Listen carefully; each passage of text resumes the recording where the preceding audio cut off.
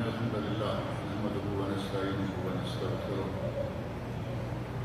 ونعوذ بالله من شرور أنفسنا ومن سيئات أعمالنا من يهده الله فلا مضل له ومن يضلل فلا هادي له وأشهد أن لا إله إلا الله وحده لا شريك له وأشهد أن محمدا عبده ورسوله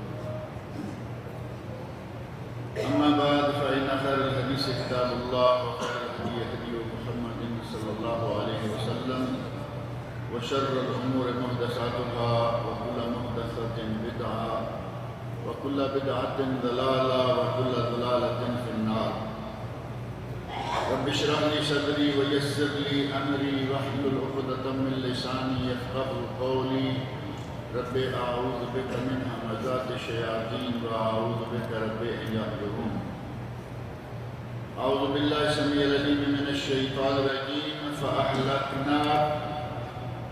فأهلكنا أشد منهم بطشا ومضى مثل الأولين ولئن سألتهم من خلق السماوات والأرض ليقولن خلقهن العزيز العليم الذي جعل لكم الأرض مهدا وجعل لكم فيها سبلا لعلكم تهتدون والذي نزل من السماء ماء بقدر فأنشرنا به بلدة ميتا كذلك تخرجون والذي خلق الأزواج كلها وجعل لكم من الفلك والأنعام ما تركبون لتستووا على ظهوره ثم تذكروا نعمة ربكم إذا استويتم عليه وتقولوا سبحان الذي سخر لنا هذا وما كنا له مقرنين وإنا إلى ربنا لمنقلبون.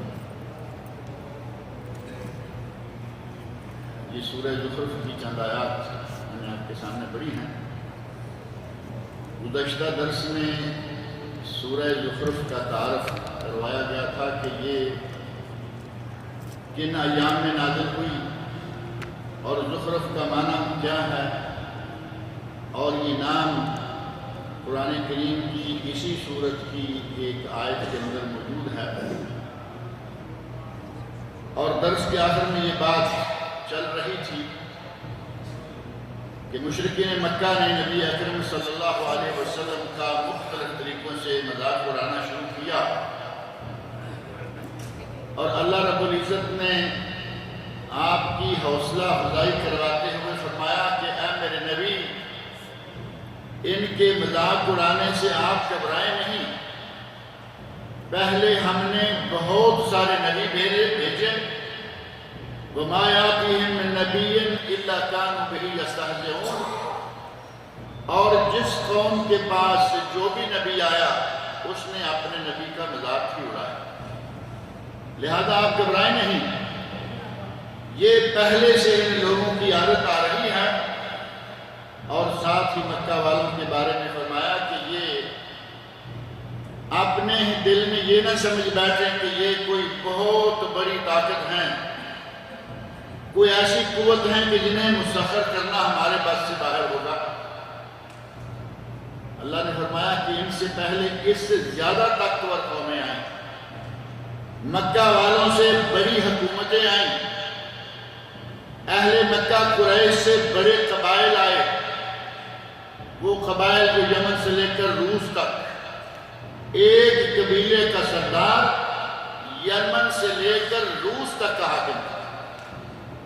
تبا جن کا ذکر کیا گیا پچھلے دروس میں. اللہ رب العزت نے فرمایا کہ بڑی بڑی قوتوں والے، بڑی بڑی طاقتوں والے، بڑی بڑی شان و شوکت والے فرعون آیا، حمان آیا، اور تبا آیا. اور تبا بھی ایک نہیں، تباب آپ بہت آئے. جب اللہ رب العزت کے سامنے سرتابی کی، نافرمانی کی، تو اللہ رب العزت نے انہیں پکڑ لیا اور کہا کہ مکہ والو، تم کوئی بہت بڑی چیز نہیں ہو، تم سے پہلے تم سے بڑی قومیں، تم سے پہلے تم سے زیادہ طاقتور قومیں گزری. حضرت ہود علیہ السلام کی قوم آئی، عاد، حضرت صالح علیہ السلام کی قوم آئی، ثمود، کہ بڑی قوتوں کے مالک اور پہاڑوں کے اندر پہاڑوں کو کھود کھود کر گھر بنانے والی قوم، جب نافرمان ہوئے، ستابی کی، تو ہم نے ان کو دنیا سے مٹا دیا۔ آج ان کا دنیا میں نام و نشان تک نہیں، کھنڈرات موجود ہیں، اور وہ چونکہ پہاڑوں کو کھود کر پہاڑوں کے پیٹ میں بنائے گئے گھر ہیں، آج بھی موجود ہیں اور قیامت تک ان کی عبرتوں کا نشان رہے۔ اللہ رب العزت نے قرآن کریم کے کئی مقامات پر اس بات کو ذکر فرمایا کہ مکہ والوں سمجھ جاؤ، سنبھل جاؤ، تم کوئی اتنی بڑی طاقت نہیں ہو کہ تمہیں پکڑنا ہمارے پاس سے باہر ہو۔ اور سورہ مومن میں اللہ رب العزت نے آیت نمبر 82 میں انہیں حکم دیا، کہا کہ تم دنیا میں تھوڑا گھوم پھر کے زمین میں چل پھر کے دیکھو، افلم یسیروا فی الارض فینظروا کیف کان عاقبۃ الذین من قبلہم، تم زمین میں گردش کیوں نہیں کرتے، چلتے پھرتے کیوں نہیں؟ تھوڑا گھومو اور دیکھو کہ کہاں کہاں کون کون سی بڑی طاقتور قوم گزری ہے، اور ہم نے اسے اس دنیا سے اس کا نام و نشان مٹایا۔ کانوا اکثر منہم واشد قوہ، وہ گنتی میں بھی اس مکہ والی قوم سے بہت زیادہ تھے، اور قوت و طاقت میں بھی ان سے زیادہ قوی تھے۔ وآثارا فی الارض، اور زمین میں ان کے نشانات بھی ان سے بہت زیادہ، زمینیں بہت زیادہ اور ان کے آثار بہت زیادہ۔ فما اغنی عنہم ما کانوا یکسبون، انہوں نے جو کچھ کمایا، جتنی دولت اکٹھی کی، جتنی بڑی فوجیں بنائیں، کوئی چیز ان کے کام نہیں۔ جب اللہ رب العزت کسی کو پکڑنے پہ آتا ہے تو اس کے لیے کوئی مشکل نہیں۔ یمن سے ابرہہ چلا، اللہ رب العزت کا انتظام دیکھیں۔ ایک وقت تھا کہ حبشہ، جس کا نام آج کل ایتھوپیا ہے، ایتھوپیا جسے اس وقت کوئی اہمیت نہیں، کوئی ذکر نہیں اس کا قوموں میں، کوئی نام نہیں اس کا ملکوں میں، بس لکھنے میں آتا ہے کہ ایتھوپیا بھی کوئی ملک ہے۔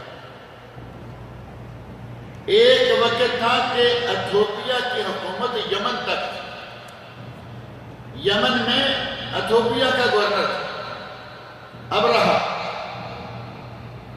اس نے اللہ کے گھر کے ساتھ گستاخی کی، اور جب چلا اللہ کے گھر کے قریب پہنچا، تفصیلی واقعہ آپ کے ذہن میں ہے، اللہ رب العزت نے اس کے ہاتھیوں، اس کی طاقت و قوت والی فوج، اسے کس سے مروایا؟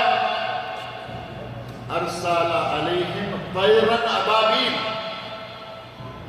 اللہ رب العزت نے چھوٹے چھوٹے پرندے بھیجے، اور ان پرندوں سے اللہ نے اس کو تباہ کروا دیا، اس کو لشکر سمیت۔ فجعلہم کعصف ماکول، کھائے ہوئے چارے، بھوسے کی طرح کر دیا۔ اللہ رب العزت جب کسی کو پکڑنے پہ آتا ہے تو اس کے لیے کوئی مشکل نہیں ہے۔ نمرود کتنا ظالم، کتنا بڑا، کیا کیا دعوے، کیا کیا نعرے، اللہ کی ذات کی طرف، آسمان کی طرف بھی تیر پھینکتا اور کہتا کہ بس میں نے اس کا بھی کام تمام کر دیا ہے، نعوذ باللہ من ذالک۔ اور جب اللہ پکڑنے پہ آیا تو اسے اللہ کے کس فوجی نے پکڑا؟ مچھر کا چھوٹا سا دانہ۔ اللہ رب العزت جب کسی کو پکڑنے پہ آتا ہے اس کے لیے کوئی مشکل نہیں ہوتی۔ مکہ والوں کو اللہ رب العزت نے قرآن کریم میں جا بجا مخاطب کر کے فرمایا کہ مکہ والوں سنبھل جاؤ، مکہ والوں سمجھ جاؤ، تم اتنی بڑی طاقت نہیں ہو کہ ہمارے لیے مشکل ہے کہ تم پہ قابو پا سکے۔ بڑی بڑی قومیں آئیں، ہم نے ان سے زیادہ قوت اور طاقت والوں کو پکڑا، اور ان کی مثالیں بہت ساری قوموں کی شکلوں میں گزر گئی ہیں، تاریخ بھری بڑی۔ اب اللہ رب العزت نے مکہ والوں کے نظریات کیا تھے، مکہ والوں کے عقائد کیا تھے، ان کے عقائد کے سلسلہ میں ایک بات ذکر کی، اور اس آیت پہ غور کریں تو پتہ چلتا ہے کہ مکہ والے بڑے مشرک تھے، شرک میں بڑے گئے گزرے، لیکن ہمارے پاکستان انڈیا کے مشرک ان سے بھی گئے گزرے۔ آیت میں کیا ہے؟ اللہ رب العزت نے فرمایا وَلَا إِن سَأَلْتَهُم مَّنْ خَلَقَ السَّمَاوَاتِ وَالْأَرْضَ، اے میرے نبی یہ مشرک تو ہیں، شرک کرتے ہیں، لیکن ان کے یہاں ایک مجبوری ہے کہ ان کو مجھے ماننا ہی پڑتا ہے، میری ذات کا انکار کرنے کا انہیں ایک موقع پہ آ کے کوئی راستہ نہیں ملتا۔ فرمایا ان سے پوچھو من خلق السماوات والارض، یہ زمین و آسمان کس نے بنائے ہیں؟ اب مکہ والوں کو جنہوں نے 360 تو بت رکھے ہوئے ہیں کعبہ، 360 بت صرف کعبہ،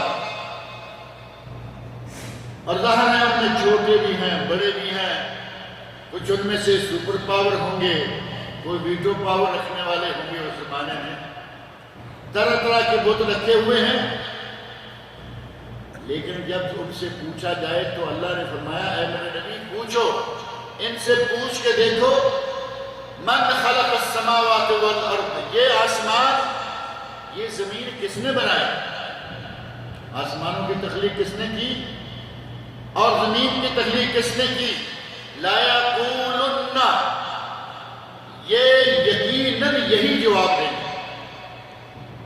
پچھلے درس کے آخر میں نے کہا تھا کہ یہ کہہ سکتے تھے لا یقولون، اللہ رب العزت کی طرف سے یہ ہو سکتا تھا لا یقولون، لام تاکید کا، تاکیدی بات ہے کہ وہ یہی کہیں گے۔ اللہ رب العزت نے لام بھی تاکید کا لگایا اور نون لا یقولن، جسے نون مشدد تشدید والا، یہ یقیناً یہی جواب دیں، کیونکہ انہیں اس کے سوا اور کوئی چارہ بھی نہیں ہے۔ لا یقولن خلقہن العزیز العلیم، ان کا جواب یہی ہوگا کہ آسمانوں کو بنانے والا اور زمین کو بنانے والا وہی غالب ہے جو ہر طرح کی ہر چیز کا علم بھی رکھتا ہے۔ الذی جعل لکم الارض مہدا، وہ ذات جس نے تمہارے لیے زمین کو بچھونا بنا دیا۔ وجعل لکم الارض فراشا، قرآن کریم میں فراش بھی ہے، اللہ نے زمین کو بستر کی طرح، فراش بستر بیڈ شیٹ اور بیڈ کو کہا ہے۔ اللہ رب العزت نے یہاں بھی اور قرآن کریم کے کئی مقامات پر فرمایا ہے کہ ہم نے زمین کو تمہارے لیے بستر کی طرح، اور یہاں جو اس آیت میں لفظ ہے وَجَعَلَ لَكُمْ الَّذِي جَعَلَ لَكُمُ الْأَرْضَ مَهْدًا، وہ ذات آسمانوں اور زمین کی خالق وہ ذات ہے جس نے زمین کو تمہارے لیے پالنا بنا دیا۔ گہوارہ پالنا، جس کو چھوٹے بچے جس کو ڈالتے ہیں اور ہلاتے ہیں، وہ سو جاتا ہے، اٹھتا ہے، شور مچاتا ہے، اسی میں ڈال کے ہلاتے ہیں، سو جاتا ہے، چھوٹا سا پالنا۔ اب پالنا یا گہوارہ، زمین کو گہوارہ بنایا۔ گہوارہ کیا گیند کی شکل کا ہوتا ہے؟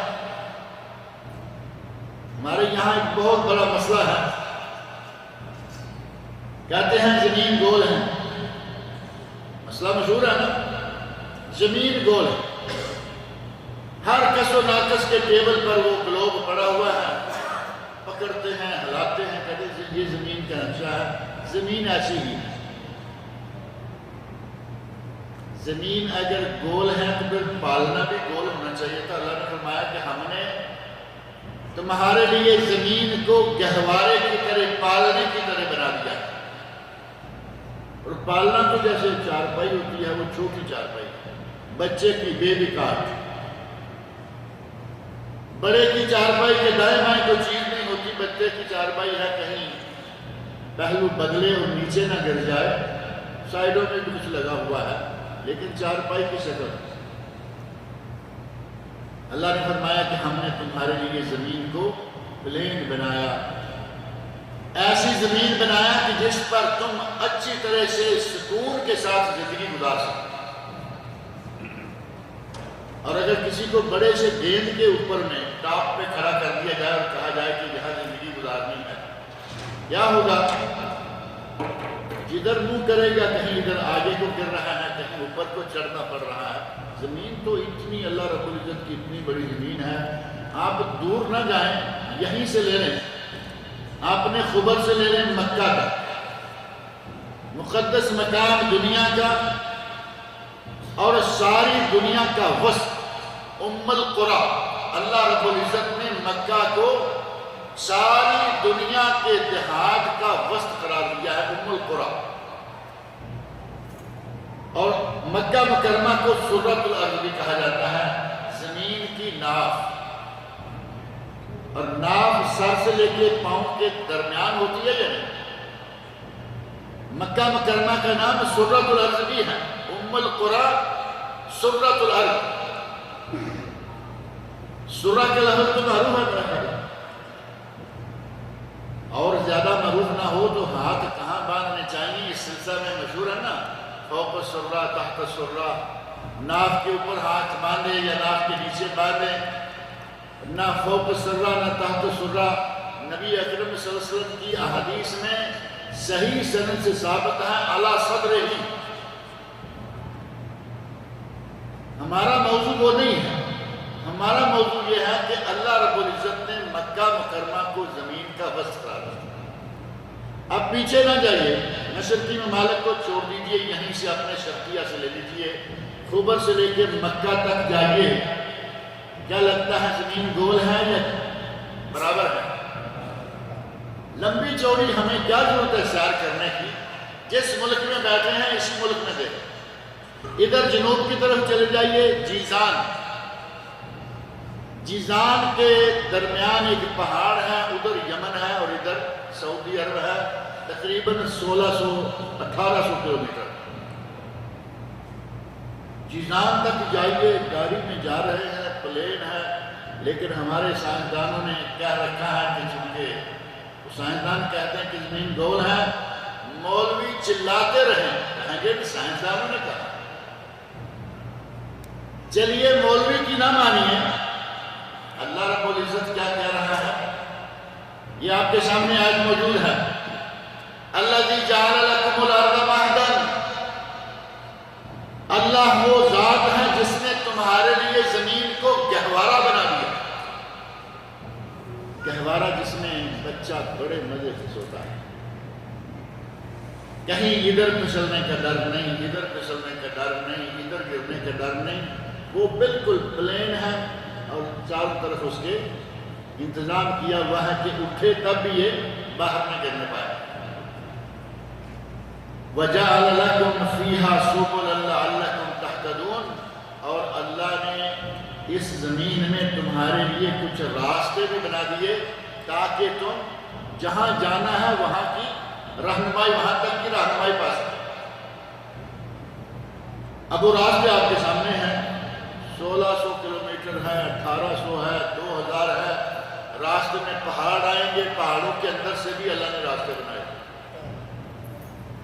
مکہ جاتے ہوئے راستے میں طائف آتا ہے، اب دیکھیں طائف کے پہاڑوں میں سے بھی ایک راستہ جاتا ہے جو طریق الحدہ ہے، اتنا زبردست اور خوبصورت منظر بھی ہے۔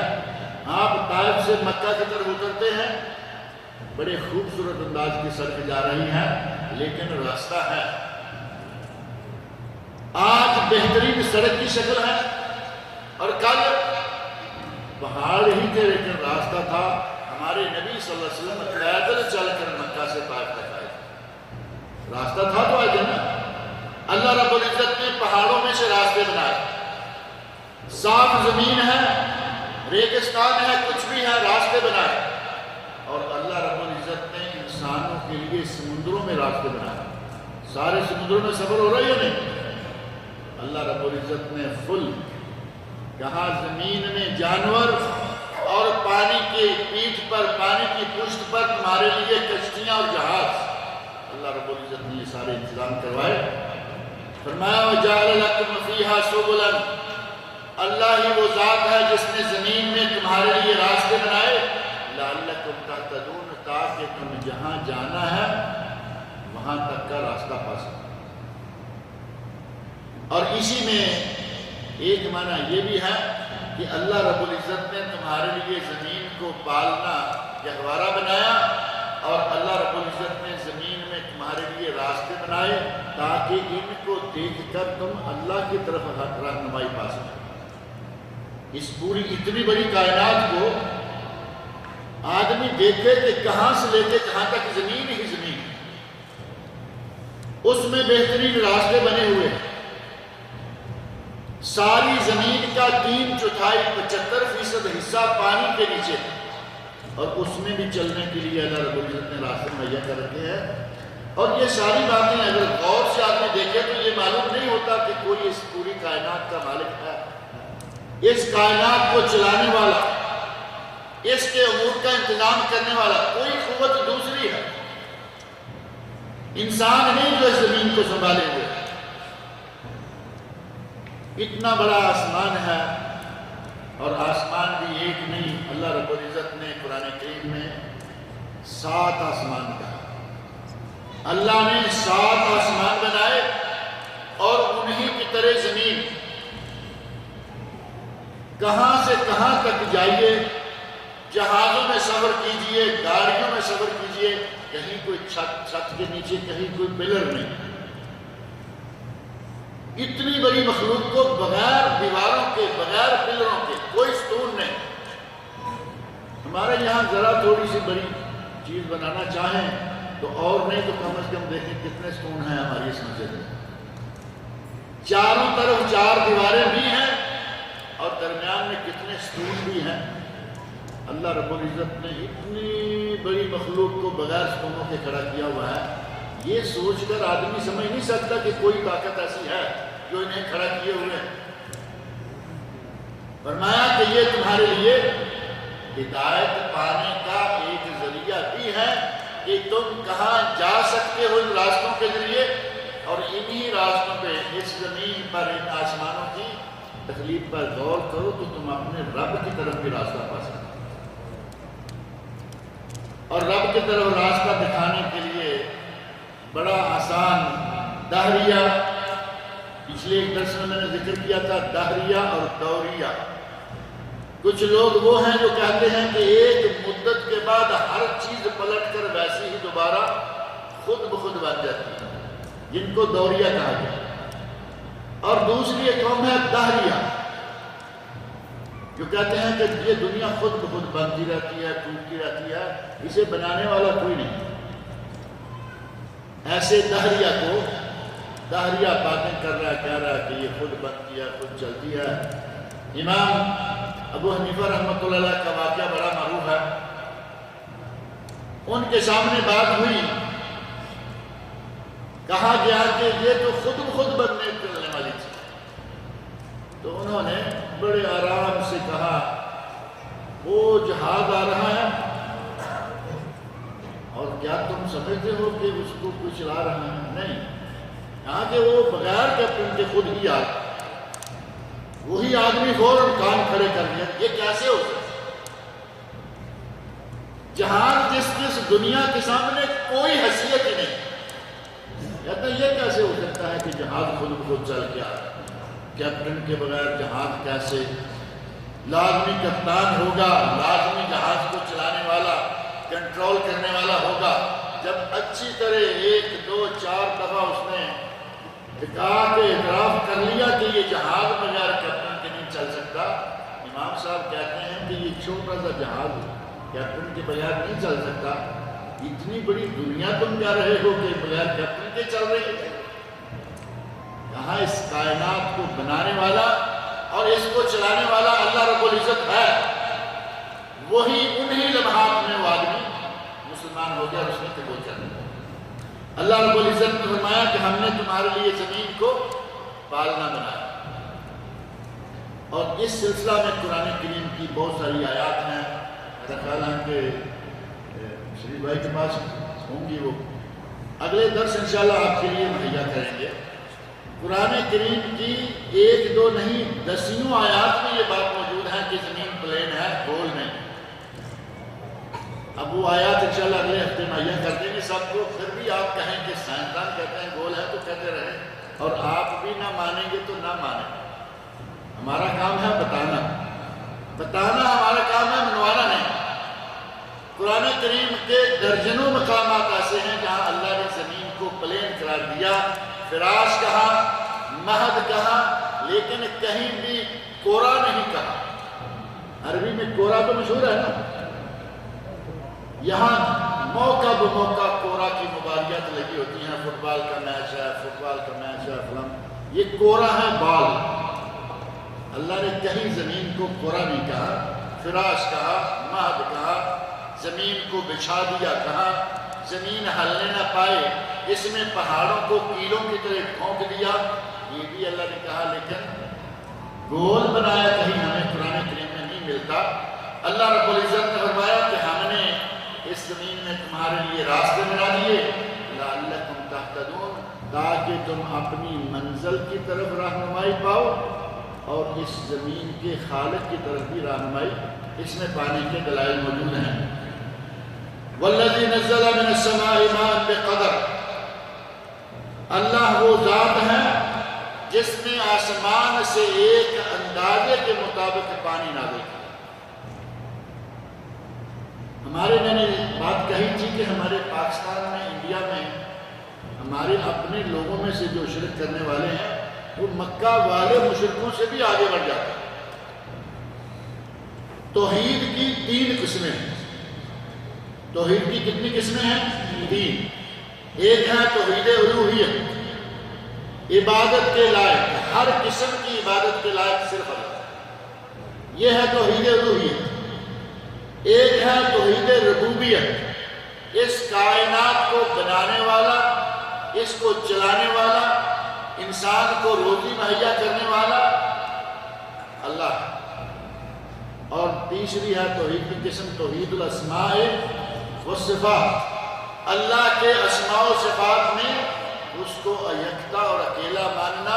ہمارے یہاں یہ چیزیں تینوں جو ہیں اگر معروف ہیں بھی تو ان میں سے ایک کے بارے میں مشرکین مکہ کی طرح بالکل وہی عقیدہ کہ کبھی اللہ کو مان لیا، کبھی غیر اللہ کو مان لیا، کبھی اللہ سے مانگ لیا اور کبھی غیر اللہ سے مانگ لیا۔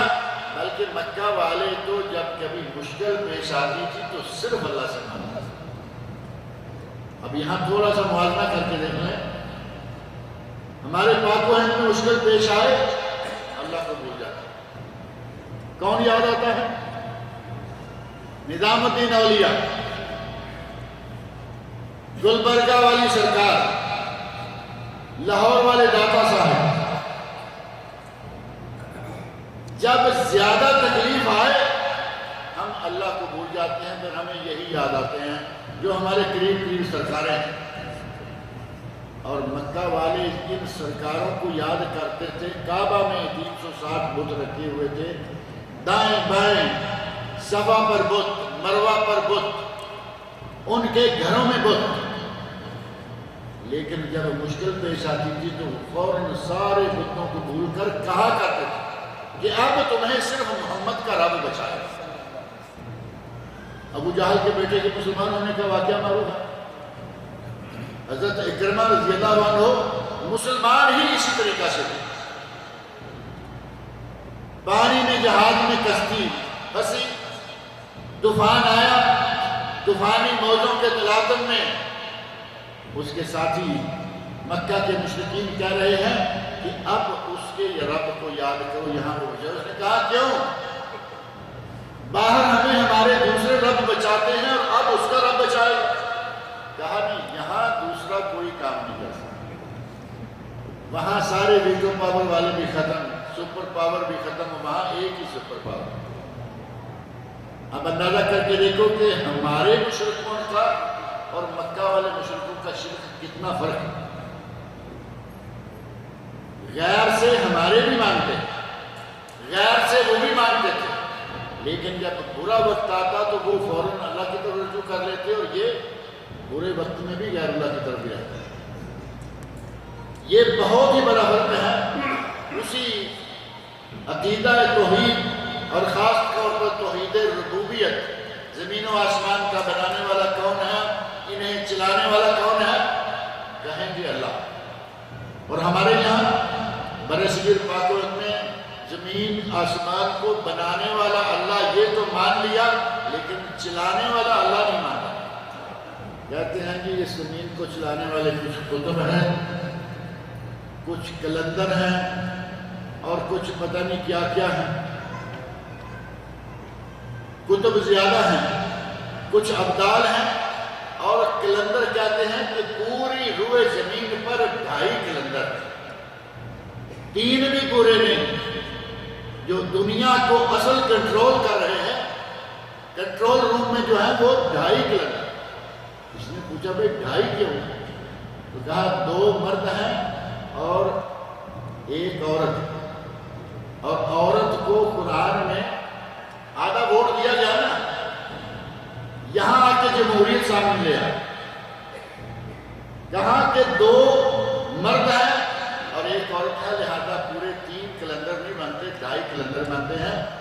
مکہ والے کہہ رہے ہیں کہ اللہ زمین و آسمان کو بنا اور چلا رہا ہے، اور ہمارے پاک و ہند والے کہہ رہے ہیں کہ کلندر زمین کو چلا رہے ہیں، انتظام کو سنبھالے ہوئے ہیں۔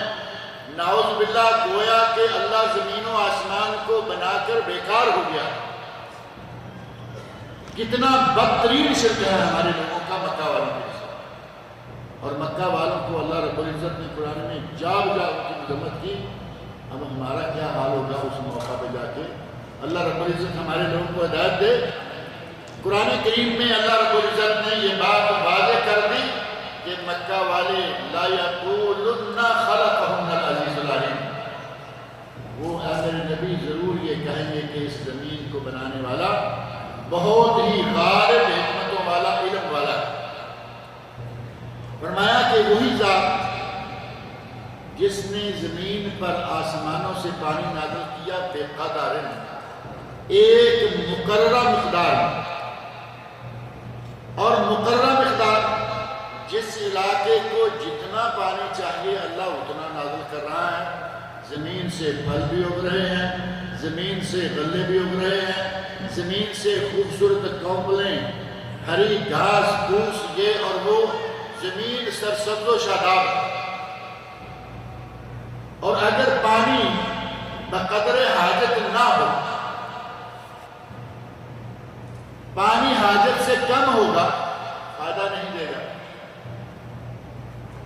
کوئی پودا لگایا، کچھ عرصے کے لیے پانی برابر ہے، درمیان میں کچھ عرصہ پانی نہیں ملا، پودے کا کیا حال ہوگا؟ سوکھ جائے گا، سڑ جائے گا۔ پودا سوکھ گیا، اب اس پہ چاہے کتنی بارش پڑتی رہے وہ دوبارہ تازہ نہیں ہوگا، نیا پودا ہوگا تو تازہ۔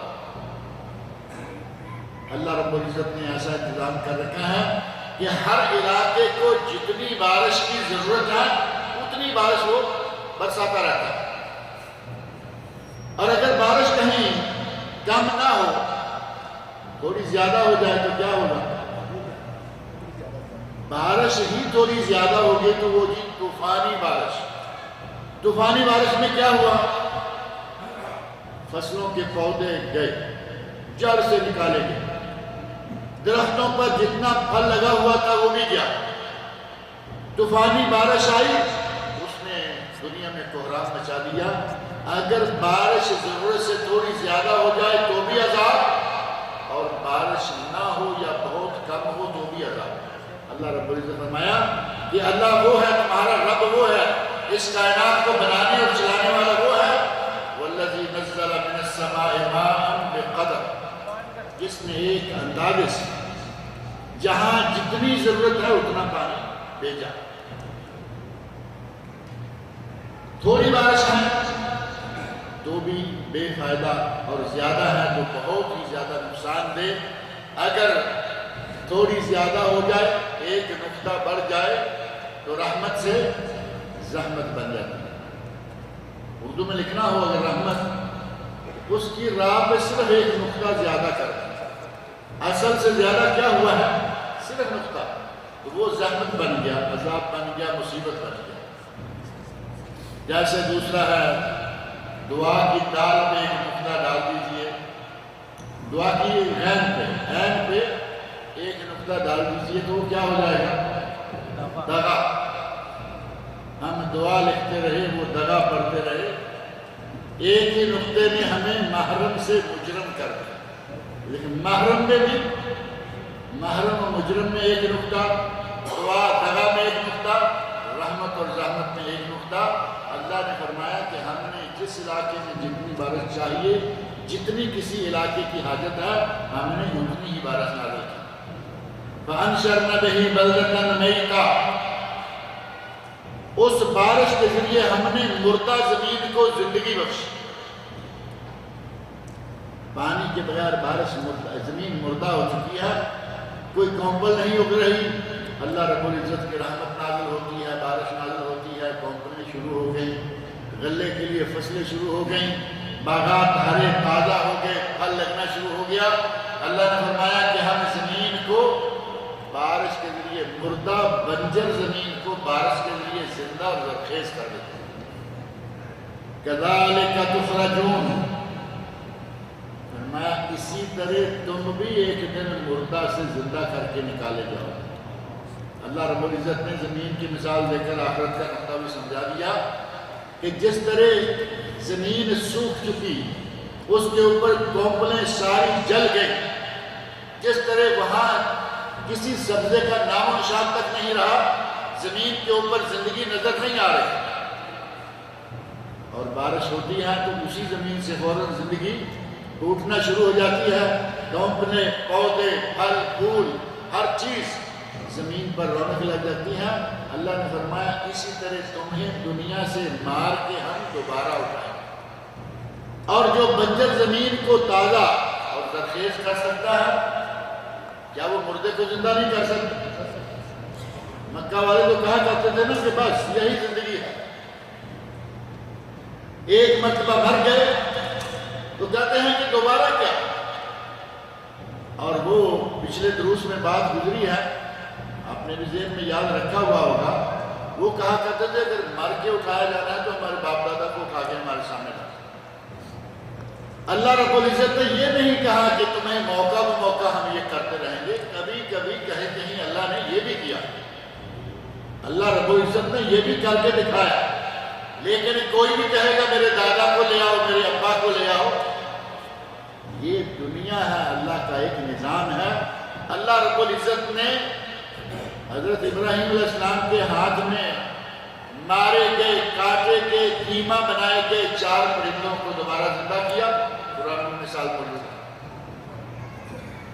بنی اسرائیل کے بھتیجے نے چچا کو قتل کر دیا، مردے کو اللہ رب العزت نے زندہ کیا. اللہ رب العزت نے کر کے بتا دیا. اللہ رب العزت نے اپنی قدرت کے بہت سارے نمونے دکھائے. انسان کی ولادت مرد اور عورت کے ملاپ سے ہوتی ہے. آدم علیہ السلام نہ مرد نہ عورت، حوا علیہ السلام مرد سے، عیسیٰ علیہ السلام صرف عورت سے. اللہ رب العزت نے ہمیں سارے نمونے دکھائے، لیکن جو مستقل نظام ہے وہ یہی ہے کہ جو آدمی مر جائے اسے دوبارہ قیامت کے دن اٹھایا جائے. لیکن وہ اٹھانے پر قادر ہے، وہ اٹھا لے. فرمایا جس طرح زمین بنجر ہو جاتی ہے اور بارش برسا کر ہم اسے زندگی دیتے ہیں، کذالک تخرجون، اسی طرح تم مر کر مٹی ہو جاؤ گے، تمہیں بھی ہم دوبارہ زندہ کر کے زمین سے نکال لیں گے. والذی خلق الازواج کلھا، اللہ ہی وہ ذات ہے جس نے زمین میں ہر چیز کو جوڑا جوڑا بنایا. زمین میں ہر چیز کو جوڑا جوڑا. انسان بھی جوڑا ہے نا، مرد ہے عورت ہے. فصلوں میں، درختوں میں، گھاس پھوس بوٹیوں میں، اس بات کو بھی سائنسدان مان چکے ہیں. اور یہ تو اللہ رب العزت نے پہلے کیا رکھا، سائنسدانوں نے تو اب مانا، وہ تو ان کے تجربات اب ہمارے سامنے آ رہے ہیں. پہلے نہ یہ سائنس نظر آتی تھی نہ سائنسدان. اللہ نے فرمایا کہ ہم نے ہر چیز کے جوڑے بنائے، اور اب سائنسدان لکھ لکھ کے بتا رہے ہیں کہ ہر درخت کا بھی جوڑا ہوتا ہے، ایک نر ہوتا ہے، ایک مادہ ہوتا ہے، اور وہ بتاتے ہیں کہ اس طرح ایک درخت پر مکھی بیٹھتی ہے، اس کے پاؤں کے ساتھ بیج لگتا ہے، دوسرا جو مادہ درخت ہے وہ وہاں جا کے بیٹھتی ہے، اس نر کا بیج وہاں مادہ بیٹھتا ہے۔ یہ پڑھتے ہوں گے نا آپ کتابوں، اسے عمل پولینیشن کہا جاتا ہے، عمل پولینیشن، یعنی تخلیق کا سلسلہ اللہ رب العزت نے مذکر اور مؤنث کا ہر چیز میں بنایا ہے، نباتات میں ہے، مرد و زر میں ہے، کھیتیوں میں، پھلوں پھولوں میں ہے، حیوانات میں ہے، ہر چیز میں یہ ہے۔ اور بعض مفسرین نے کہا کہ یہ جو جوڑا اللہ نے کہا ہے، اس سے مراد مرد و زر نہیں، بلکہ اس سے مراد ایک دوسرے کا ضد ہونا ہے۔ روشنی ہے تو اندھیرا بھی ہے، بیماری ہے تو تندرستی بھی ہے، فقر و فاقہ ہے تو تونگری بھی ہے۔ اللہ رب العزت نے زندگی ہے تو موت بھی ہے، ہر چیز کا جوڑا اللہ رب العزت نے بنایا ہے۔ اللہ رب العزت نے فرمایا کہ ہم نے ہر چیز کا جوڑا بنایا، اور بعض نے کہا کہ یہاں جو اللہ رب العزت نے فرمایا ہے وَالَّذِي خَلَقَ الْأَزْوَاجَ كُلَّهَا، اس کا معنی ہے وَالَّذِي خَلَقَ الْأَصْنَافَ كُلَّهَا، کہ ہر چیز کو ہی اللہ نے بنایا۔ اور یہ بھی معقول معنی ہے بالکل کہ دنیا میں، اس کائنات میں، زمین پر، زمین کے پیٹ میں، آسمانوں پر اور ان کے درمیان فضا میں، ہر چیز کا خالق صرف اللہ۔ اللہ نے ہر چیز بنائی۔ وَجَعَلَ لَكُم مِّنَ الْفُلْكِ وَالْأَنْعَامِ مَا تَرْكَبُونَ، اور اللہ نے تمہارے لیے کچھ جانور بنائے جن پر تم سوار ہو کر ادھر سے ادھر سفر کرتے ہو، اور اللہ نے تمہارے لیے کشتیاں بنائیں۔ اللہ نے سمندروں میں راستے بنائے کشتیوں کے ذریعے، اور ابھی تو یہ راستے بڑے پکے ہوتے جا رہے ہیں۔ پہلے تو یہ تھا کہ ہوا آئی، کشتی میں جانا ادھر ہے، وہ ادھر لے گئی، بادبانی کشتی ہے، صرف ہوا کے ذریعے چلتی ہے۔ ابھی تو سٹیم بوٹس اور جہاز اور شپ اور کیا کیا ہے، ابھی تو راستہ بھولنے کا چکر بھی نہیں رہا، کمپاس موجود ہے اندر، وہ بتا رہا ہے کہ ہم نے مشرق کو جانا ہے، تو یہ جہاز اس وقت سیدھا مشرق کو ہی جا رہا ہے، کہاں کیا ٹرن لینی ہے۔ جس طرح زمین پہ سڑکیں بنی ہوئی ہیں، ہوائی جہازوں نے فضا میں سڑکیں بنا رکھی ہیں، اور شپس نے، بحری جہازوں نے سمندر میں سڑکیں بنا رکھی ہیں۔ اللہ نے فرمایا وَجَعَلَ لَكُم مِّنَ الْفُلْكِ وَالْأَنْعَامِ مَا تَرْكَبُونَ، اللہ وہ ذات ہے جس نے تمہارے لیے سواری کے لیے جانور بھی بنائے اور کشتیاں بھی بنائیں۔ اور آگے فرمایا لِتَسْتَوُوا، یہ ہمارے لیے نعمت ہے نا بہت بڑی، سواریاں بہت بڑی نعمت۔ اور آج تو نعمت الحمدللہ اتنی ہو گئی ہے کہ پہلے ہمارے بزرگ جو سفر مہینوں میں کیا کرتے تھے، اب ہم گھنٹوں میں کر لیتے ہیں۔ ان کا سفر مہینوں میں اور ہمارا گھنٹوں میں۔ پاکستان انڈیا سے حاجی آیا کرتے تھے، پاکستان انڈیا، بر صغیر، ہند، بھارت، کوئی بھی نام دے لیں، ایک ہی ملک تھا۔ حاجی روانہ ہوتا، اور وہاں کے حاجیوں کا ویسے حال تو معلوم ہی ہے، عموماً اپنا کوئی نہ کوئی کام کرتے رہتے کہ کریں گے حج، اگلے سال کریں گے۔ پوتے آگے کہتے کہ دادا ابو اب تو حج کر لو۔ اب جب پوتا آگے کہے گا تو دادا ابو کی حالت کیا ہوگی؟ ٹیڑھے ہو چکے ہوں گے۔ وہاں سے حاجی صاحب کو روانہ کیا جاتا، ڈاک کا انتظام نہیں، موبائل کا زمانہ نہیں، اتنا ہے کہ ایک مرتبہ خط لکھ دو، شاید مہینے میں جا کے کہیں خط پہنچے، حاجی ایک یا دو خط پورے سفر میں یا لکھتا تھا یا لیتا تھا گھر والوں۔ اور گھر سے لوگ ایسے حاجی کو عموماً اللہ کی سپرد کر کے بھیجتے تھے کہ اب اس عمر میں جا رہے ہو، پتہ نہیں کیا بنے گا، کیا ہوگا۔ اللہ رب العزت کی کتنی بڑی نعمت ہے کہ وہ مہینوں کا سفر کر کے مکہ پہنچتے، اور آج ہم گھنٹوں میں مکہ پہنچ جاتے ہیں۔ پاکستان سے انڈیا سے 2 گھنٹے، 3 گھنٹے، 4 گھنٹے، یہی سفر ہے نا۔ پاک و ہند بنگلہ دیش کے ہر شہر سے 4-6 گھنٹے کے اندر اندر حاجی جدہ میں آ کے اتر جاتے ہیں۔ اللہ رب العزت کی یہ بہت ہی بڑی نعمت ہے۔ اللہ نے فرمایا کہ تمہارے لیے یہ سواریاں بنائی لِتَسْتَوُوا عَلَىٰ ظُهُورِهِ، کہ جب تم ان سواریوں کی پشت پر سوار ہو جاؤ ثُمَّ تَذْكُرُوا نِعْمَةَ رَبِّكُمْ، تو پھر اپنے رب کی نعمت کو یاد کرو، اور اپنے رب کی نعمت کو یاد کرنے کے لیے دعائیں سکھلائیں۔ اللہ رب العزت نے سکھلائیں اور نبی اکرم صلی اللہ علیہ وسلم نے دعائیں سکھلائیں۔ اِذَا اسْتَوَيْتُمْ عَلَيْهِ ثُمَّ تَذْكُرُوا نِعْمَةَ رَبِّكُمْ اِذَا اسْتَوَيْتُمْ عَلَيْهِ، جب تم سواری پر برابر ہو کر بیٹھ جاؤ تو پھر اللہ کا ذکر کرو، دعائیں مانگو۔ اور دعا فرمایا اللہ رب العزت نے وَتَقُولُوا سُبْحَانَ الَّذِي سَخَّرَ لَنَا هَذَا وَمَا كُنَّا لَهُ مُقْرِنِينَ۔ جب سواری پر سوار ہو جاؤ، بیٹھ جاؤ، یہ نہیں کہ پاؤں رکھنے لگو تو دعا، جب سواری میں بیٹھ جاؤ، سواری روانہ ہونے لگے، اس وقت دعا شروع کرنی ہے۔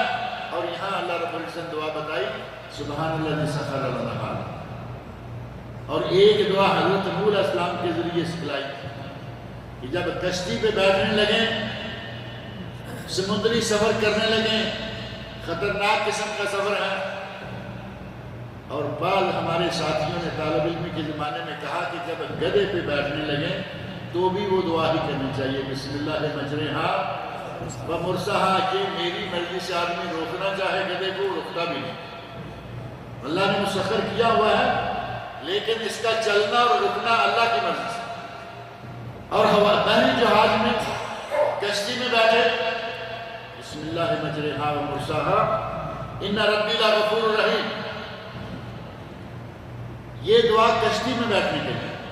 اور اگر کشتی نہیں ہے، عام گھوڑا ہے، گاڑی ہے، جہاز ہے، کوئی ایسی سواری ہے، تو فرمایا نبی اکرم صلی اللہ علیہ وسلم فرمایا کہ پہلے 3 مرتبہ کہو اللہ اکبر اللہ اکبر اللہ اکبر، اور آگے یہ سورہ زخرف کی آیت نمبر 13 اور 14 کی دعا سبحان الذی سخر لنا ھذا وما كنا له مقرنین وَإِنَّا إِلَىٰ رَبِّنَا لَمُنْقَلِبُونَ، یہ دعا مانگو کہ پاک ہے وہ ذات جس نے ہمارے لیے یہ سواری مسخر کی، جہاز بحری ہے یا ہوائی، کتنی بڑی بڑی سواریاں ہیں اللہ نے ہی مسخر کر رکھا ہے۔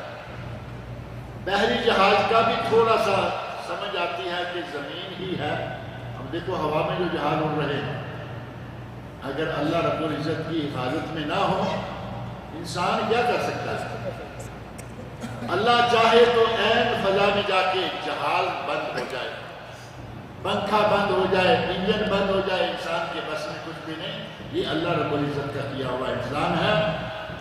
فرمایا سبحان الذی سخر لنا ھذا، پاک ہے وہ ذات جس نے یہ سواری ہمارے لیے مسخر کی، وما كنا له مقرنین، ورنہ ہماری طاقت نہیں تھی کہ ہم اس کو مسخر کر سکیں۔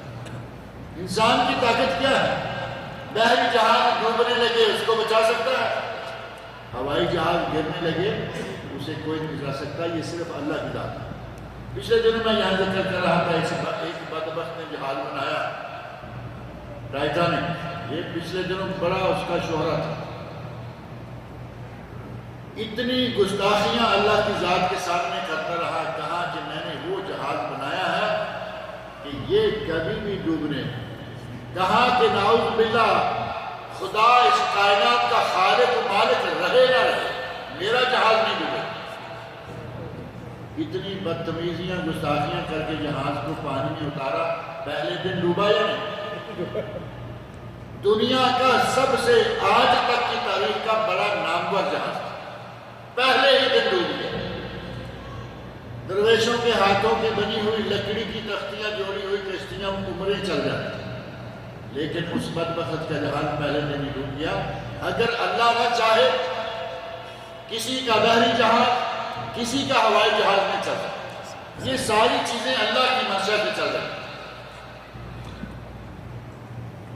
فرمایا جب جہاز پر اپنی سواری پر اچھی طرح بیٹھ کر سیدھے ہو جاؤ تو یہ کہو سبحان الذی سخر لنا ھذا، اللہ وہ پاک ذات ہے جس نے اسے ہمارے لیے مسخر کیا، وما كنا له مقرنین، ہم اسے مسخر کرنے کی طاقت نہیں رکھتے تھے، وَإِنَّا إِلَىٰ رَبِّنَا لَمُنقَلِبُونَ، اور ہمیں پلٹ کر اپنے رب کی طرف ہی جانا ہے۔ کسی سواری پر بیٹھتے وقت جب آدمی یہ دعا مانگ لے اور دعا صرف رٹی ہوئی ہو نا طوطے کی طرح، یہ دعا یاد ہے اس میں کہا کیا گیا ہے وہ معلوم نہیں، سر اس کی تاثیر بھی اتنی ہی ہوگی، لیکن اگر یہ معلوم ہو کہ میں نے کیا کہا، میں نے کیا پڑھا، وَإِنَّا إِلَىٰ رَبِّنَا لَمُنقَلِبُونَ، ہمیں یقیناً ایک دن پلٹ کر اپنے رب کے پاس ہی جانا ہے۔ اگر اس کا معنی معلوم ہو تو آدمی سواری پہ بیٹھتے ہوئے یہ اپنے دل میں رکھ لیتا ہے کہ یہ سواری ہے، کہیں بھی حادثہ ہو سکتا ہے، میری موت واقع ہو سکتی ہے، وہ اس سواری میں سوار ہونے سے پہلے ایک مرتبہ اللہ کی طرف رجوع کرے، سوچے گا کہ میں گھر سے سواری پہ بیٹھ کے جانے لگا ہوں، پتہ نہیں پلٹ کے آتا ہوں یا نہیں،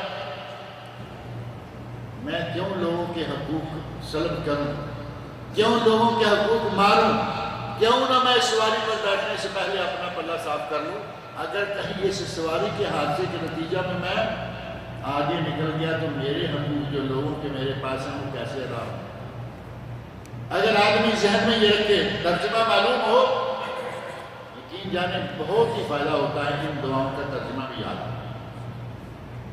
وَإِنَّا إِلَىٰ رَبِّنَا لَمُنقَلِبُونَ، ہمیں پلٹ کر اس دنیا کے سفر میں سفر آخرت بھی یاد دلا دیا۔ یہ سفر ہم کر رہے ہیں اور اسی سفر کے بعد ہو سکتا ہے یا اسی سفر کے دوران ہو سکتا ہے کہ ہمیں اگلے سفر کا واسطہ پڑ جائے، اگلے سفر کے لیے ہماری روانگی ہو جائے۔ اور نبی اکرم صلی اللہ علیہ وسلم نے دیگر بعض دعائیں بھی سکھلائی ہیں، جن میں سے ایک یہ حضرت نوح علیہ السلام والی دعا ہے، دوسری یہ سورہ زخرف کی دعا ہے، اور تیسری دعا ہے نبی صلی اللہ علیہ وسلم جب کسی سواری پر بیٹھتے اس وقت یہ دعا بھی کیا کرتے تھے، اللہم ہون علینا سفرنا ھذا واطفِ عنا بعدا، اے اللہ یہ سفر ہمارے لیے آسان کر دے، اس کی دوری کو ہمارے لیے کم کر دے، ہمارے لیے آسان کر دے تو ہم آسانی سے سمجھ سکتے ہیں، لیکن اس کی دوری کو، یہاں سے مکہ 1500-1400 کلومیٹر ہے، اس کی دوری کو ہمارے لیے کم کر دے۔ اللہ کر سکتا ہے یا نہیں؟ اللہ رب العزت کے لیے کوئی مشکل نہیں، اور واقعہ پہلے موجود ہے، وہ آدمی جو 100 قتل کر کے چلا تھا، اللہ رب العزت نے وہاں دوری کو کم کیا یا نہیں کیا؟ زمین کو حکم دیا کہ سمٹ کر کم ہو جا۔ اللہ رب العزت جس کے لیے چاہے راستوں کو، مسافتوں کو کم کر سکتا ہے۔ دعا کی اللہم ہون علینا صبرنا ھذا، اے اللہ ہمارے لیے صبر آسان کر دے۔ گاڑی میں بیٹھ گئے، راستے میں بے موقع پٹرول ختم ہو گیا، ایسا ہو سکتا ہے یا نہیں؟ ابھی تو پٹرول پمپ بے شمار ہو گئے ہیں، ایسا کم ہی پیش آتا ہے، لیکن پہلے ذرا پٹرول پمپ جہاں کم تھے، راستے میں پٹرول ختم ہو گیا، اگلا پٹرول پمپ 20-30-40-50 کلومیٹر کے بعد، اور اتفاق ایسا ہے کہ کوئی گاڑی نہیں آ رہی کہ کسی سے کوئی آدمی تھوڑا بہت چانس لے لے، سفر مشکل ہو گیا۔ اور جب یہ دعا کریں گے اللہم ہون علینا سفرنا ھذا، اے اللہ ہمارا سفر آسان کر دے، پٹرول ختم نہیں ہوگا۔ چلتے چلتے گاڑی کا ٹائر پنچر ہو گیا، کھولا، سٹپنی چیک کرتے ہیں، دیکھا وہ بھی پنچر پڑی، وہ تو پہلے ڈگی میں ہے، معلوم نہیں پنچر ہے، نکالی تو وہ بھی پنچر۔ اگر اللہ سے دعا مانگ کے چلتے ہیں اے اللہ سفر آسان کر دے، یہ مشکلات نہیں آئیں گی، انجن میں خرابی، اس میں خرابی، اس میں خرابی۔ بعض دفعہ ایسا ہوا ہے کہ گاڑی بالکل برابر جا رہی ہے، گاڑی کی سواری برابر نہیں ہے، ڈرائیور بیمار ہو گیا، کوئی سواری ساتھ میں بیمار ہو گئی، جسے سیدھا جانے کی بجائے اب پلٹ کر پیچھے دائیں بائیں یا واپس جا کر کسی ہسپتال میں داخل کرنا پڑا۔ اللہ رب العزت نے، اللہ کے نبی نے ہمیں دعائیں سکھلائیں. دعا مانگو اور کہو اللہم حول علینا سفر ھذا واطوی عنا بعدا، اے اللہ ہمارے سفر کو آسان کر دے، اس کی مسافت کو ہمارے لیے کم کر دے، اور وہ کر سکتا ہے. اور ساتھ ہی فرمایا یہ کہو اللہم انت صاحب، اللہم انت صاحب فی السفر، اے اللہ ہمارے سفر میں تو ہمارے ساتھ. اللہم انت صاحب فی السفر والخلیفہ فی الاہل، اے اللہ میں گھر میں نہیں ہوں، گھر والوں کو کچھ گھر میں چھوڑ کے آیا. ضروری تو نہیں ہے کہ ہر سفر میں پوری فیملی ساتھ ہی، فیملی بھی ساتھ ہوگی، ماں باپ ہیں، بہن بھائی ہیں، وہ گھر میں موجود ہیں، اہل میں یہ سارے آ جاتے ہیں. اللہم انت صاحب فی السفر والخلیفہ فی الاہل، اے اللہ سفر میں تو ہمارے ساتھ ہے، اور جو ہمارے اہل و عیال پیچھے ہیں ان کی نگرانی بھی تیرے ہاتھ میں ہے، ان کا خیال بھی تو نے رکھنا ہے. اللہ رب العزت نے ایسی بہت ساری دعائیں قرآن کریم میں اور نبی اکرم صلی اللہ علیہ وسلم نے ہمیں یہ دعائیں سکھلائیں، اور نبی سے فرماتے ہیں کہ یہ دعا بھی مانگ لو، اللہم انا نعوذ بک من وعثاء السفر وکآبۃ المنظر وسوء المنقلب فی المال والأہل. اے اللہ ہم سفر میں روانہ ہو رہے ہیں، ہمیں سفر کے دوران کوئی بری چیز دیکھنے کو نہ ملے. ایکسیڈنٹ ہو گیا، آدمی مر گیا، اس سے بری چیز دنیا میں اور دیکھنے کو کیا ملے. کسی دوسرے کا ایکسیڈنٹ ہوا، اس میں موتیں ہو گئیں. فرمایا کہ سفر کے برے مناظر، اللہم انا نعوذ بک من وعثاء السفر وکآبۃ المنظر، ایسے مناظر ہمیں دیکھنے کو نہ ملیں جو آدمی کے دل کو پریشان کر دیتے ہیں، اور اپنے اہل و عیال میں پلٹ کے آئے، دولت و مال اہل و عیال میں کوئی برا انقلاب نہ دیکھے. واپس آئیں گھر کا کوئی فرد بیمار ہے، واپس آئیں گھر میں کوئی مرگ ہو چکی ہے. یہ ساری دعائیں مانگتے جائیں کہ اللہ تو ہمارے ساتھ بھی ہے اور ہمارے بعد بھی ہے، پیچھے بھی تو ہی حفاظت کرنے والا ہے. یہ دعائیں مانگتے جائیں، اور جب دل میں یہ ہوگا کہ یا اللہ تو ہی ہے، ہمیں پلٹ کر تیری طرف ہی آنا ہے. اگر سواری پر سوار ہوتے وقت آدمی یہ دعا مانگ کے نکلے، دفتر میں جا کے رشوت لے گا؟ جو گھر سے نکلتے ہوئے یہ کہہ کے نکل رہا ہے کہ یا اللہ ہمیں تیرے پاس ہی آنا ہے، وہ دفتر میں رشوت نہیں لے گا. وہ اگر لوگوں کے حقوق مارے ہوئے ہیں، وہ لمبے سفر پر روانہ ہونے سے پہلے حقوق کی صفائی کر کے جائے. اور جس آدمی کو یہ دعائیں مانگنے کی توفیق ہو جائے گی، اس کا معنی معلوم ہوگا، وہ یقیناً اپنے سفر کو سفر آخرت سمجھے گا، وہ اللہ رب العزت کی طرف توبہ طائب ہو کے نکلے. کتنے فائدے ہیں ان دعاؤں میں اگر کوئی آدمی کرتا رہے. اللہ رب العزت نے فرمایا کہ وہی ذات ہے جس نے تمہارے لیے یہ سواریاں مسخر کی. سواری پر سوار ہو تو یہ دعائیں مانگا کرو، یہ دعائیں مانگ کے نکلا کرو، ان کی برکات تمہیں حاصل ہوں گی. آگے مکہ والوں کی بعض عقائدی خرابیاں اللہ رب العزت نے ذکر کی ہیں، اور ذکر کیا ہے وَجَعَلُوا لَهُ مِنْ عِبَادِهِ جُزْءًا. ان لوگوں نے اللہ کے بندوں میں سے کچھ کو اللہ کا حصہ بنا دیا. بیٹی بیٹا انسان کا حصہ ہوتا ہے نا. مکہ والوں نے فرشتوں کو اللہ کی بیٹیاں قرار دیا. یہ موضوع کچھ تفصیل طلب ہے، انشاءاللہ اگلے درس میں ذکر کریں گے. اللہ رب العزت مجھے اور آپ سب لوگوں کو قرآن کریم پڑھنے، سننے، سمجھنے اور اس کے احکام پر عمل کرنے کی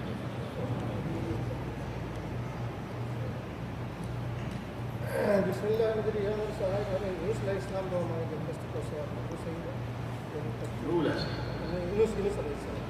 اسلام کے بارے میں ہے، انہی کے بارے میں ہے. یونس علیہ السلام نے اگر یہ دعا مانگی ہوتی تو مچھلی کے پیٹ میں شاید نہ جاتی. وہ تو ظاہر ہے کہ اپنی قوم سے ناراض ہو کے اللہ کی طرف سے وقت یا اجازت آنے کا انتظار کیے بغیر نکل گئے تو اللہ نے پکڑ لی. اگر یہ ساری دعائیں وغیرہ کر کے نکلے ہوتے، یہ غلطی نہ ہوئی ہوتی تو یہ پکڑنا ہے. بچے کی ولادت کے بعد ایک کان میں اذان اور دوسرے میں اقامت دی جاتی ہے، کیا یہ طریقہ نبی صلی اللہ علیہ وسلم کا ہے؟ اگر ہے تو اور ایک مرتبہ صحیح طریقہ بیان کیجیے. صحیح طریقہ جو ہے وہ یہ پورا نہیں ہے. ایک کان میں اذان اور ایک میں اقامت یہ صحیح احادیث سے ثابت نہیں ہے، بلکہ اگر یہ کہا جائے کہ اذان اور اقامت والی دونوں طرح کی جتنی بھی احادیث ہیں وہ ساری ضعیف ہیں، اور اقامت والی تو بالکل ہی ضعیف اور ناقابل عمل ہے. البتہ اذان والی جو روایت ہے اس کے بارے میں کہا گیا کہ اس کی کچھ اسناد اتنی ہیں اور اسے امت کا عمل جو ہے وہ بھی تائید دیتا ہے. یعنی امت کا پرانے زمانوں سے یہ عمل آ رہا ہے کہ وہ بچے کے کان میں اذان کہا کرتے تھے، لہذا عمل امت یا تعامل امت جو ہے اس کو ساتھ لگا کر اس روایت میں کچھ جان آ جاتی ہے، لہذا بچے کے کان میں اذان کہی جا سکتی ہے. اب کہیں گے جی تو دائیں میں اذان اور بائیں میں اقامت اب کیسے کہیں؟ ابھی دائیں بائیں کی کیا ضرورت ہے؟ آپ اذان کہیے، بچے کو قریب کر کے اپنی گود میں لیجیے، سامنے بٹھائیے اور آرام سے اذان کہیے. بچے کے دونوں کانوں میں اللہ کی تکبیر، اللہ کی بڑائی پہنچ جائے گی، اور یہی مقصود بھی ہے کہ بچہ دنیا میں آئے تو اللہ کا ذکر اس کے کان میں آتے آتے ہی پہنچ جائے، وہ مقصد حل ہو جائے گا. اس کے لیے ضروری نہیں ہے کہ دونوں کانوں میں باری باری آدھی اذان ادھر کریں آدھی ادھر کریں. بچے کو سیدھا کر کے آرام سے بٹھائیں، دونوں کان جو ہیں وہ دیکھ لیں کہ کھلے ہیں، کچھ بیک بیک نہیں ہے، کھلے ہیں، اذان کہیں کافی ہے. داڑھی کو تراشنے والا اور شیون کرنے والا اللہ کے نزدیک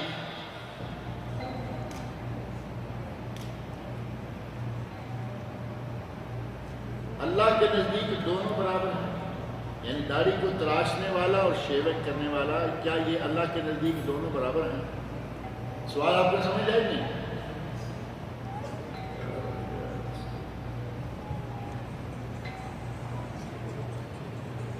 ایک آدمی روزانہ داڑھی کو صاف کرتا ہے، کلین شیو رہتا ہے، نہ داڑھی رکھتا ہے نہ مونچھ رکھتا ہے، نہ مردوں میں نہ عورتوں میں.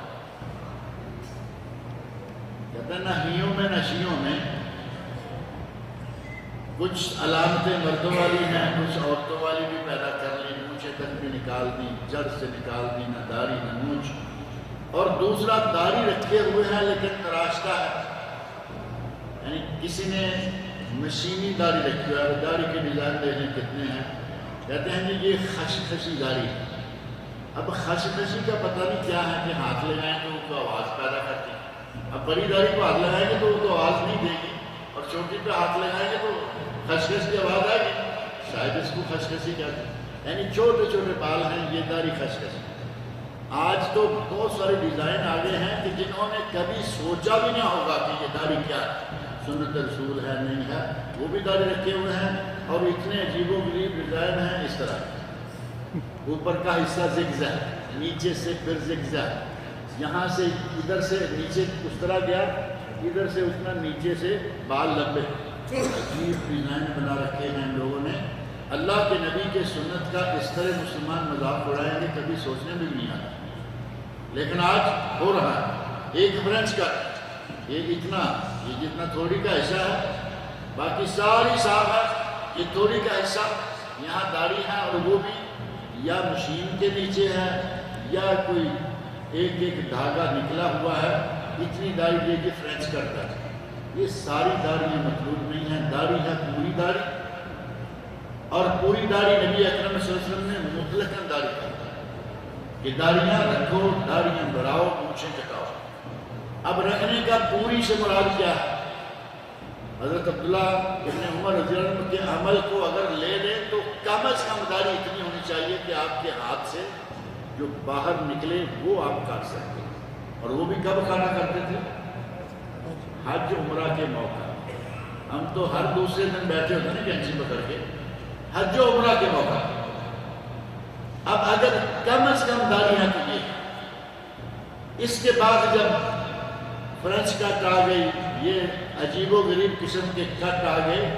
یہ جو عجیب و غریب قسم کے کٹ ہیں وہ تو داڑھی سے مذاق ہے، وہ تو گناہ ہے، وہ ثواب نہیں. لیکن اب سائز چھوٹا ہے، خشخشی، پھر تھوڑی بڑی، پھر تھوڑی بڑی.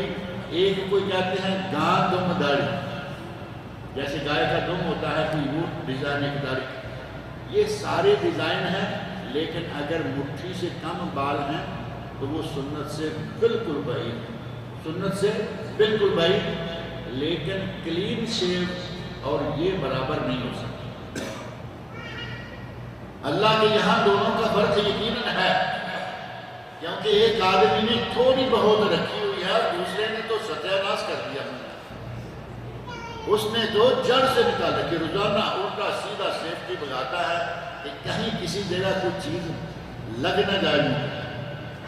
اب وہ اور ایک آدمی نے چلو ٹھیک ہے 2 انگلی رکھی ہوئی ہے، کچھ لوگ ہیں نا ایسے 2 انگلی کی قریب داڑھی ہے، کسی کی 3 انگلی، کوئی 4 انگلی، کوئی ہے جو اس کی مٹھی سے بات۔ یہ جتنے بھی الگ الگ سائز ہیں یقیناً کلین شیپ سے بہت اچھے ہیں، لیکن اللہ کے یہاں ان کا بھی مقام اس داڑھی کے برابر نہیں ہوگا جو سنت کے مطابق داڑھی ہوگی، لہذا یہ رنگا رنگ اور ڈیزائن دار داڑھیاں جو ہیں وہ نہیں رکھیں، سنت کے مطابق داڑھی رکھیں، اسی میں انشاءاللہ برکت ہے۔ میرے دوست مجھے بار بار بولتے ہیں کہ آپ کی داڑھی کے چند بال لمبے ہیں، ان کو کاٹ لیں۔ اب تھوڑے تھوڑے کاٹتے جائیں گے، آہستہ آہستہ آہستہ آہستہ پیچھے کیا بچے گا؟ تھوڑی بچے گی۔ داڑھی کو سیدھا کرتے کرتے کیا بچے گا؟ تھوڑی۔ ابھی تھوڑی کو تو نہیں کاٹ سکیں گے نا، تھوڑی جو یہ چن جس کو کہتے ہیں انگریز میں، یعنی آپ کے جسم کا حصہ بچ جائے گا، باقی برابر کرنے کے چکر میں آپ کاٹتے چلے جائیں گے، کب تک کاٹیں گے؟ البتہ اگر کوئی بال آپ سمجھتے ہیں کہ اکیلا ہے، بالکل یعنی وہ واقعی اکیلا بھی ہے، لمبا بھی ہے، اسے داڑھی کے برابر کر لیں، انشاءاللہ اس میں کوئی حرج نہیں۔ سود کا مال قیدی کو آزاد کرنے میں خرچ کر سکتے ہیں، جیسا کہ وکالت وغیرہ میں ایک آدمی قتل کر کے قید میں ہے اور آپ نے اس کو چھڑانا ہے، اس مجرم کو چھڑانے کے لیے آپ نے وکیل مقرر کیا، اپنے سودی اکاؤنٹ سے سود نکال کر اس کو دیا، وہ قتل کر کے مجرم اندر ہے، آپ اس کو نکال کر مجرم ہو جائیں گے، کیونکہ آپ نے سود کے پیسے کو ایک مجرم کو آزاد کرنے کے لیے۔ ایک آدمی بے قصور بند ہے، آپ کو یقین ہے 100% کہ یہ بے قصور ہے، کسی سیاسی رنگ میں کسی دوسرے رنگ میں غلط طریقے سے بند کروا دیا گیا، یا کسی ایسے ایکسیڈنٹ میں بند ہو، ایکسیڈنٹ ہوا، یہ قضاء و قدر ہوتی ہے، یہ اللہ کی طرف سے ہوتا ہے۔ آدمی مر گیا، 2 مر گئے، 3 مر گئے، 9 لاکھ 6 لاکھ 3 لاکھ ریال دینا پڑا، انہوں نے اسے بند کر دیا۔ اب یہ جائز طریقہ ہے، یہ بند ہے، اس کو آپ زکوٰۃ کے پیسے سے نکالیں، اس پہ زکوٰۃ دینا جائز ہے، زکوٰۃ کا پیسہ دیں، اس کو نکالیں۔ آپ سود ہی کو ایک قیدی کو آزاد کرانے کے لیے کیوں نہیں جانا سکتے؟ اگر کہیں کوئی ایسی شکل ہے، جیسے ہمارے بعض ممالک میں، انڈیا میں، پاکستان میں ایک دوسرے سے دشمنی نکالنے کے لیے جان بوجھ کر ہندو حکومت اور مسلمانوں کو بند کیے گئے، ایسے مواقع پہ اگر کہیں کوئی اس طرح کا پیسہ استعمال کر لے تو اس کی شاید گنجائش نکلے، لیکن زیادہ بہتر پھر بھی یہ ہے کہ وہ زکوٰۃ کے پیسے سے یہ کام کیا جائے، نہ کہ سود کے پیسے سے۔ مؤسسہ ہے جو دوسری شرکات کے لیے افراد فراہم کرتا ہے، معاوضہ لے کر، اکاؤنٹنٹ، آڈیٹر وغیرہ بھی فراہم کرتا ہے، مگر اندیشہ ہے کہ یہ اکاؤنٹنٹ اور آڈیٹر جا کر شرکات میں سودی معاملات کی یا تو کتابت کریں گے یا گواہ کریں گے۔ واضح رہے کہ یہ شرکات خالص سودی نہیں ہیں، جیسے بینک وغیرہ، مگر ان کے کچھ معاملات سودی ہیں، ایسی شرکات میں کام کرنا جائز ہے۔ سوال تو سمجھ گئے ہوگے نا، کمپنی ہے اس میں کام کرنا ہے، کمپنی ٹوٹل تو سودی نہیں، جیسے بینک ٹوٹل سودی ہوتا ہے، وہ کمپنی سودی ٹوٹل نہیں، لیکن کچھ معاملات سودی بھی ہیں۔ اگر یہ معلوم ہو کہ مجھے کبھی یہاں اور کبھی یہاں کام کرنا پڑے گا، اس کمپنی میں کام کرنا جائز نہیں ہے، کیونکہ کبھی بھی آپ کو سودی کھاتے میں ڈال سکتے ہیں، کبھی بھی وہاں سے نکال کر 4 دن آپ کو کسی دوسرے کھاتے میں ڈالیں گے، وہاں سے اٹھا کے پھر سودی میں لے جائیں گے۔ اگر کوئی ایسی کمپنی ہے تو اس میں کام کرنا جائز نہیں، کیونکہ وہاں سود سے بچنا ناممکن نظر آ رہا ہے، لہٰذا ایسی کمپنی میں کام نہ کریں، اس کمپنی کی طرف رجوع کریں جس کمپنی کا کاروبار جو ہے وہ سارے کا سارا غیر سودی ہے۔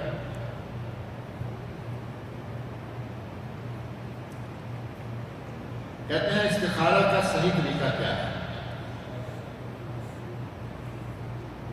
مرابحہ اسلامک فائننس سے لون کیسا ہے؟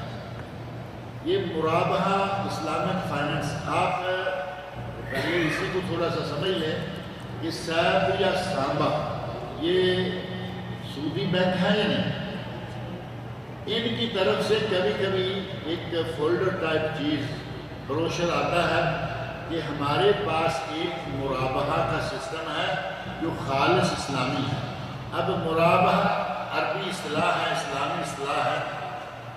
مرابحہ کا معنی اصل میں ہے فائدہ، ربح کا معنی ہوتا ہے فائدہ، پروفٹ، منافع۔ اور سود کو اگر منافع کہیں تو کیا وہ حلال ہو جائے گا؟ وہ تو عرصے سے کہہ رہے ہیں کہ سود کو سود نہیں بلکہ یہ منافع، ہم منافع دیتے ہیں۔ اگر خالص سودی بینک ہے اور وہ آپ کو کوئی مرابحہ سکیم کہہ کے آپ کے پیسے لینا چاہتا ہے اور آپ مرابحہ کے نام سے دینا چاہتے ہیں، بالکل غلط ہے۔ جو بینک غیر سودی ہے، جو بینک اسلامی ہے، اس میں مرابحہ ہے، اس میں منافع ہے، اس میں رابطہ رکھیں، وہ جائز ہے۔ اور اگر بینک سودی ہے تو اس کے ساتھ رابطہ رکھنا، اس کے ساتھ لین دین کرنا، وہ لون دے۔ آج کل کمپنیوں میں بینکوں کے نمائندے گھومتے پھرتے ہیں، کہیں گے کہ ہم بلا سود قرض دیں گے۔ رشتہ داری بڑی اچھی مضبوط ہے نا ہماری، ان کی بلا سود قرض دیں گے۔ کیا دیں گے؟ بس پیپر ورک کے طور پر ہم 5%، 4%، یعنی انہیں معلوم ہے کہ یہ 12% دینے والے نہیں ہیں، تو یہ زیرو پر بھی تو نہ رہیں، ان کو 4-5% پہ پیپر ورک کے نام سے کچھ پیسے لے لیں گے، جبکہ یہ وہی سود ہے۔ یہ وہی سود ہے، آپ کو قرضہ دیا، 5% پیپر ورک کا لے لیا، 5% تو کیا نا؟ ایسے جانچوں میں نہیں آنا چاہیے۔ یہ وہی لوگ ہیں۔ رہا معاملہ استخارے کا، نبی اکرم صلی اللہ علیہ وسلم اپنے صحابہ کو استخارہ اس طرح سکھلایا کرتے تھے جس طرح قرآن سکھلایا جاتا ہے۔ یعنی اتنا اہم ہے دعا استخارہ۔ دعا استخارہ یا استخارے کا پورا طریقہ جو ہے وہ ذہن میں رکھ لیں۔ اگر کوئی وقت ایسا ہے جو مغروب نہیں، عصر سے لے کے مغرب تک، فجر سے لے کر طلوع آفتاب تک، سورج ڈوب نہیں رہا، سورج طلوع نہیں ہو رہا اور سورج عین سر پر نہیں ہے، یہ 5 اوقات ہیں۔ 2 چھوٹے چھوٹے، غروب ہونا، ڈوبنا اور ڈھلنا، یہ 5-5، 10-10 منٹ کا کام ہے۔ اور ایک ہے گھنٹہ، 1.5، 2 گھنٹے، عصر سے مغرب تقریباً 2-2.25 گھنٹے، اور طلوع فجر سے طلوع آفتاب تک تقریباً 1 گھنٹہ۔ یہ اوقات نہ، باقی 24 گھنٹے میں سے جب چاہیں 2 رکعت نماز، 2 رکعت نماز پڑھیں، جیسے کہ کوئی بھی 2 نفل یا 2 سنت پڑھی جاتی ہے، اور اس کے بعد یہ دعا مانگیں جو کہ دعا استخارہ ہے۔ ایک صفحہ عموماً پاکٹ سائز کی کتاب کا ایک صفحہ ہے، اللہم انی استخیرک، یہ دعا جو ہے وہ پوری پڑھیں۔ اور اس دعا کے اندر یہ ہے کہ یا اللہ تو جانتا ہے یہ کام جو میں کرنے جا رہا ہوں، اگر یہ کام اچھا ہے۔ اب اللہ تو یہ نہیں جانتا ہے، بندہ نہیں جانتا کہ میں اس آدمی کے ساتھ بزنس کروں گا، فائدہ ہوگا نہیں ہوگا، یا یہی کھا جائے گا مجھے۔ ایسا بہت ہے، لوگ بزنس کرتے ہیں وہ سارا کچھ بیکار مار جاتے ہیں، جاؤ اگر یہ میرے لیے کام اچھا ہے تو میرے لیے آسان کر دے، اور اگر یہ کام میرے لیے اچھا نہیں ہے تو مجھے اس سے بچا دے۔ یہ دعا مانگ کے جب آپ کام شروع کریں گے اللہ رب العزت برکت دے گا۔ اور یہ ہے مسنون طریقہ استخارے کا۔ لیکن ہمارے یہاں استخارہ کیا ہے؟ یہاں سے ٹیلی فون کیا، پاکستان میں مولوی بیٹھا ہوا پردے کے پیچھے، اس کو کہتے ہیں جی فلاں تکلیف ہے، مولوی صاحب بلا تاخیر 2 رکعت وہ ہمارے لیے کیوں پڑے گا؟ اسے تو اپنا ایک کام چلایا ہوا ہے، فوری طور پر کہے گا کہ تمہیں یہ ہے اور تمہیں وہ ہے، ہم تمہیں یہ بیچیں گے اور تمہیں یہ کر دیں گے، یہ کر لو۔ یہ استخارہ نہیں، یہ کہانت ہے، اور یہ اسلام میں قطعاً ناجائز فعل ہے۔ ٹیلی فون پہ آپ نے ایک بات کہی، مجھے یہ ہے، اور آپ اس کو بتا رہے ہیں ہسٹری شیٹ پوری اس کی، آپ جانتے بھی کچھ نہیں۔ اور ایک جگہ ایک صاحب ہیں، وہ باقاعدہ لیپ ٹاپ لے کر بیٹھے ہوئے ہوتے ہیں، اور وہ فوری طور پہ ساتھ کو آپ سوال بتا رہے ہیں، وہ کچھ اپنا کام کر رہے ہیں۔ یہ ساری کہانت ہے، یہ سارے کے سارے جو ہیں غیر شرعی طریقے ہیں۔ مسنون انداز صرف استخارہ کا یہ ہے جو میں نے ذکر کیا، یہ صحیح حدیث میں آتا ہے۔